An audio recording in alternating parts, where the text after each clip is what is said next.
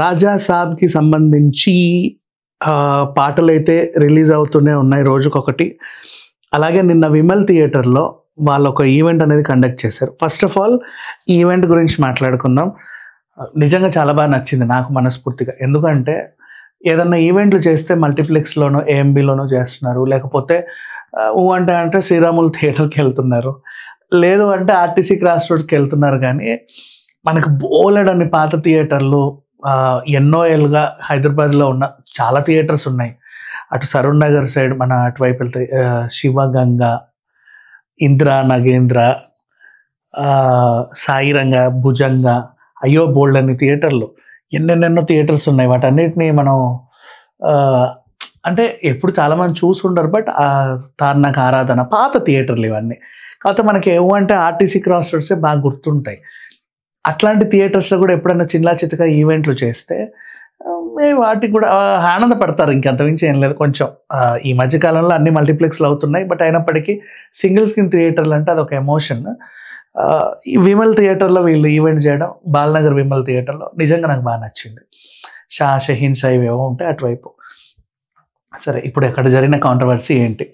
మారుతి గారు మాట్లాడుతా, నేను కాలర్ ఎగిరేసి ఏం చెప్పను, అసలు ఆ కటౌట్కి అంత అవసరం లేదు అన్నట్టుగా ప్రభాస్ గారి గురించి మాట్లాడారు. ఇప్పుడు కాలర్ ఎగిరేసి అనే పదాన్ని వెంటనే జూనియర్ ఎన్టీఆర్ గారికి ప్రతిపాదించి వాళ్ళ ఫ్యాన్స్ హర్ట్ అయ్యారు అన్నట్లుగా చెబుతూ ఒక వర్గం దాన్ని ప్రచారం చేస్తూ ఉంది. అప్పుడు దాంట్లో ప్రచారంతో పాటు కింద కామెంట్లు, అలా ఎలా అంటావు, హౌ డేర్ యూ అని.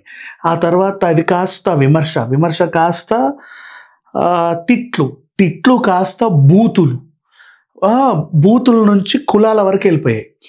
అరే ఇదేంటి ఎక్కడెక్కడికో వెళ్తా ఉంది, దీన్ని ఏం చేస్తే బాగుంటుంది అని చెప్పేసి మారుతి గారు వెంటనే దిగొచ్చి ఈ కాంట్రవర్సీకి ఎక్కడో దగ్గర బ్రేక్ వేయాల్సిన పని ఉంది కాబట్టి ఆయన ఏం చెప్పాడు అంటే, సారీ అండి, నా వల్ల మీరు హర్ట్ అయ్యి ఉంటే, నా ఉద్దేశం అది కాదు, నేను ఫ్యాన్స్ని ఎవరిని హర్ట్ చేయాలనుకోలేదు, మీరు అనుకోకుండా నేను మాట్లాడిన దానికి అది ఎటో వెళ్ళిద్ది అని నేను అనుకోలేదు, అటు వెళ్ళినందుకు, మీరు అటు తీసుకెళ్ళినందుకు సరే మనమైతే సారీ చెప్పుకుందాం, నేనైతే మీకు మనస్ఫూర్తిగా క్షమాపణ చెప్తానని అక్కడ కట్ చేశాడు. అంటే మళ్ళీ ఎక్కడెక్కడికో వెళ్తాడు. It's not a healthy conversation. ఈ టైంలో నెక్స్ట్ మంత్ సినిమా రిలీజ్ ఉన్న టైంలో అనుకోకుండా ఈ ఒక అంశం కాంట్రవర్సీ అవ్వడం, దాన్ని పెద్ద ఎత్తున తీసుకెళ్ళడం,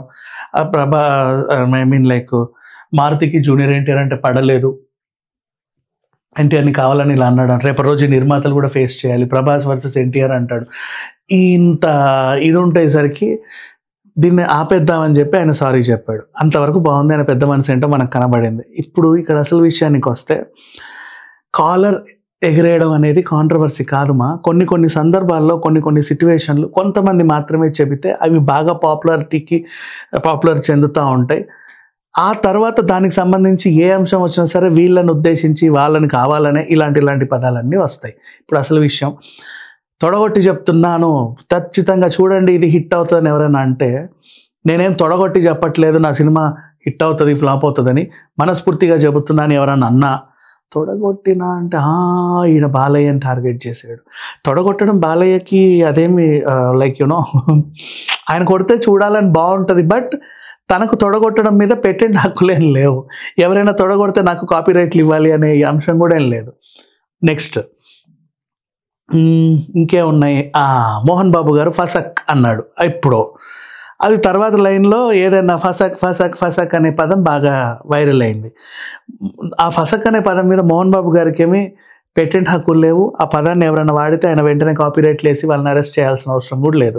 నిలదీస్ఫై అని మంచులక్ష్మి గారు అన్నారు, దేవుడా అని బన్నీ అన్నాడు, రప్ప అని కూడా బన్నీ అన్నాడు, తగ్గేదేలే అని బన్నీ అన్నాడు. తగ్గేదేలే ఏమో చాలామంది రకరకాలుగా సేల్స్కి అడ్వర్టైజ్మెంట్లకి యూజ్ చేస్తున్నారు.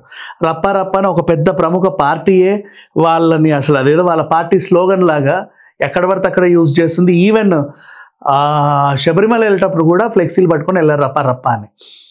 అంటే ఆ రేంజ్కి. బట్ యాక్చువల్ చెప్పాలంటే అది బన్నీ ఒకవేళ దాన్ని పేటెంట్ హక్కులు తీసుకుంటే వీళ్ళందరి మీద కాపీరైట్లు వేయచ్చు. బట్ అదేం లేదు. అంటే మిగతా వాళ్ళు ఎవరు వాడకూడదని కాదు, వాళ్ళు వాడినంత మాత్రాన వీళ్ళకి వచ్చిన నష్టమేం లేదు. అలా అని దాన్ని ఇంకోలా వాడితే వీళ్ళని అవమానించినట్టు కాదు.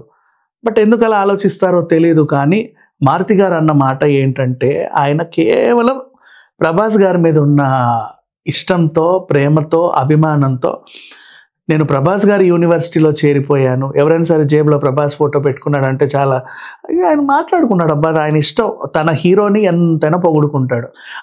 ఆయన కోసం ఒక పాన్ ఇండియా స్టార్ తన కోసం డేట్లు ఇచ్చాడు అంటే ఆయన చాలా హ్యాపీ ఫీల్ అయ్యాడు. అతన్ని ఎంత బాగా చూపించాలో అంత బాగా చూపించాలనుకున్నారు. అంత మంచి మ్యూజిక్స్ వస్తున్నాయి. రోజు రోజుకి సినిమాకి సంబంధించి పోస్టర్స్, గ్లిమ్స్ ఏదో ఒకటి రిలీజ్ అవుతూ ఉన్నాయి.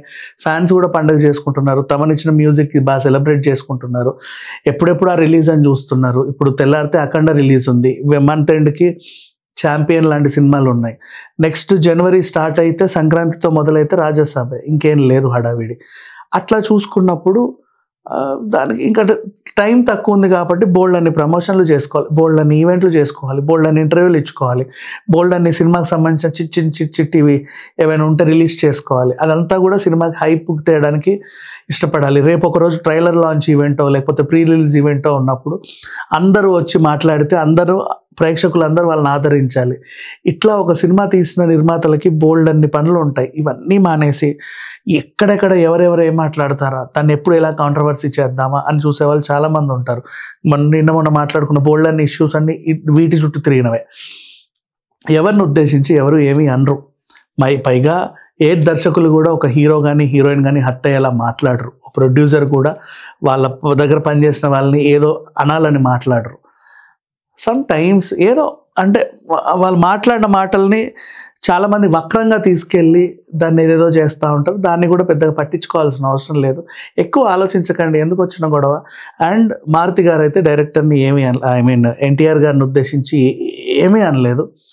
ఈవెన్ దో ఆయన సారీ కూడా చెప్పుకోవాల్సి వచ్చింది. అండ్ ఎన్టీఆర్ ఫ్యాన్స్ కూడా దీనికి ఏం హడావిడి చేయట్లా. ఎవరో ఎక్కడెక్కడి నుంచో వచ్చి అనవసరంగా కాలర్ అన్నాడు, అట్లా అన్నాడు, ఇట్లా అన్నాడు. ఆయన కాలర్ మీద జూనియర్ ఎన్టీఆర్ గారికి కూడా పేటెంట్ హక్కులు ఏం లేవు. ఆయన పుట్టక ముందు నుంచి చొక్కాలకి కాలర్లు వచ్చాయి. ఆ పాత రోజుల్లో ఇంత ఉండేవి, తర్వాత రోజుల్లో ఇంత అయ్యాయి. నెక్స్ట్ రౌండ్ నెక్కులు వచ్చాయి, తర్వాత చైనీస్ కాలర్లు వచ్చాయి, తర్వాత అసలు కాలర్లే లేకుండా పోయాయి. Collar is nothing but it's అంటే సైన్ ఆఫ్ అచీవ్మెంట్.